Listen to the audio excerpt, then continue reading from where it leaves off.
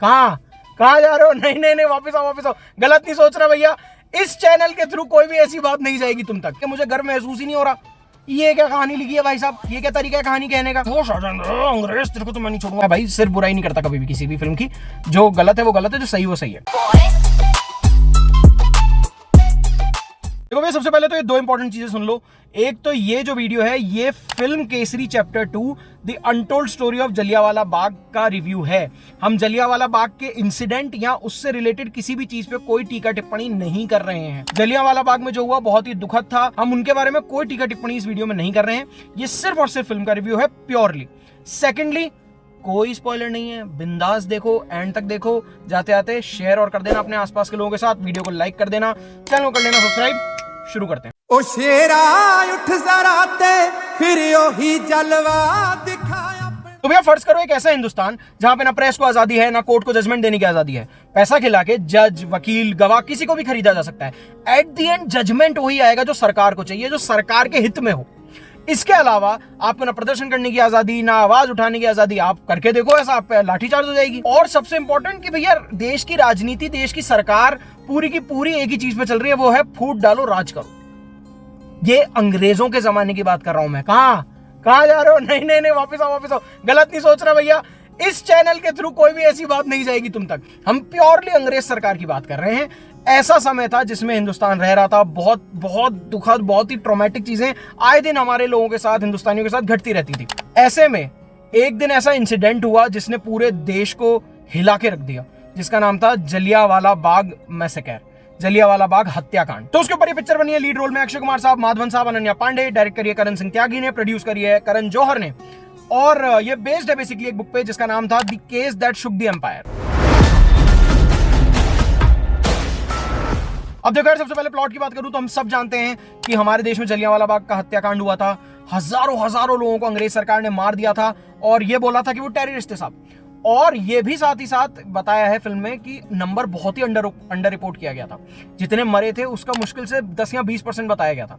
Actually बहुत सारे लोग शहीद हुए थे, बहुत सारे लोगों ने अपनी जान गंवाई थी उस हत्याकांड में। ऐसे में एक कमेटी बनाई जाती है जो चलती फिरती यूं ही बेवकूफ बनाने के लिए हमारे देश को, और एक कमेटी बनाई जाती है बेसिकली जिसमें यह बताया जाता है कि जनरल डायर ने तो कुछ भी गलत नहीं किया था, एवरीथिंग वाज फाइन, सही कर रहे थे वो एक्चुअली आतंकवादी ही थे जो वहां थे।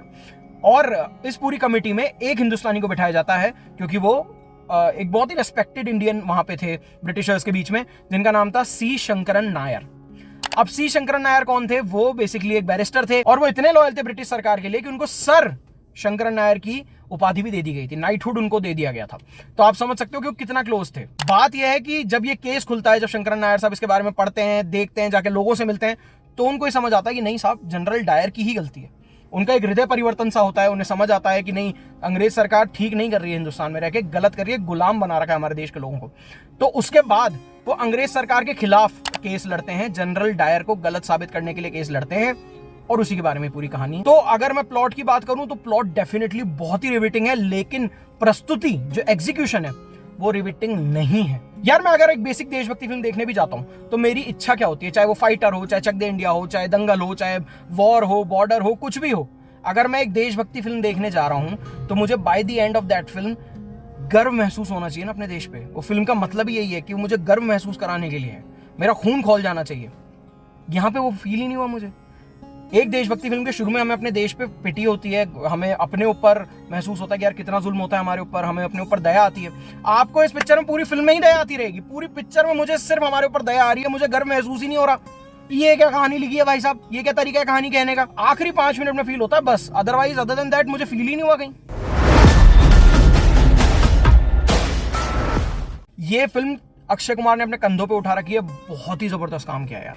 स्पेसिफिकली 2 सीन की बात करना चाहूंगा। एक तो जब वो पहली बार जलियांवाला बाग विजिट करते हैं, बैकग्राउंड में तेरी मिट्टी में मिल जावा गाना चलता है जो केसरी पार्ट 1 का था। बाय गॉड, इतना रिविटिंग सीन है ना वो देखने में लगता है कि हाँ यार, वो दर्द महसूस होता है आपको वहां पे लोगों का। और दूसरा सबसे इंपॉर्टेंट सीन जो क्लाइमैक्स है, क्लाइमैक्स में उनकी एक बहुत अच्छी खासी लंबी चौड़ी स्पीच है, बहुत ही बढ़िया लिखी हुई और बहुत ही बढ़िया परफॉर्म करी हुई है। स्पेशली जब वो ये कहते हैं कि ये हमें इंसानों की तरह देखते ही नहीं है, हम इनके लिए सिर्फ जानवर हैं। जानवर झुंड बना सकते हैं लेकिन ये झुंड देश बनाने निकला है। बाय गॉड, मजा आ गया था यार, सीटी मार डायलॉग है ये, इतना बेहतरीन तरीके से इसको डिलीवर किया अक्षय कुमार साहब ने। मजा आ गया इसको देख के। तो अक्षय कुमार साहब की तो परफॉर्मेंस गजब है, लेकिन पंगा उसके बाद है माधवन साहब। यार आपके पास तुरुप का इक्का था, एक तो आप उनको इंटरवल में लेकर आए, उसके बाद उनको कुछ दिया ही नहीं करने को। माधवन के पास मुश्किल से 3 या 4 सीन है, एक्सटेंडेड केमियो की तरह है वो फिल्म में यार, वो सपोर्टिंग एक्टर नहीं है इस पिक्चर में।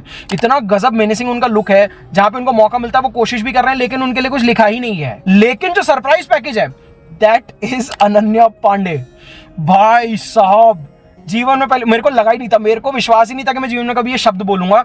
अनन्या पांडे ने एक्चुअली अच्छा परफॉर्म किया है। एक सीन में एक विक्टिम के पास उनको भेजा जाता है कि भाई आप इनसे दलील करो कोर्ट में, वो इतना बेहतरीन तरीके से अनन्या पांडे ने काम किया, मैं तो देखते मैं चौंक गया भाई। ऑल्सो जिन्होंने प्ले किया है जनरल डायर साइमन पेजली, भाई उस आदमी ने डरा के रखा है पूरी पिक्चर में। उस जगह बीजीएम, उस जगह एवरीथिंग वाज पिच परफेक्ट। आपको जनरल डायर से डर लगना चाहिए, आपको जनरल डायर से डर लगेगा। सबसे पहले डायरेक्शन की बात करूंगा तो डायरेक्शन फिल्म का वीक है। फर्स्ट हाफ में आपने पूरा फर्स्ट हाफ सिर्फ बिल्डअप में निकाल दिया।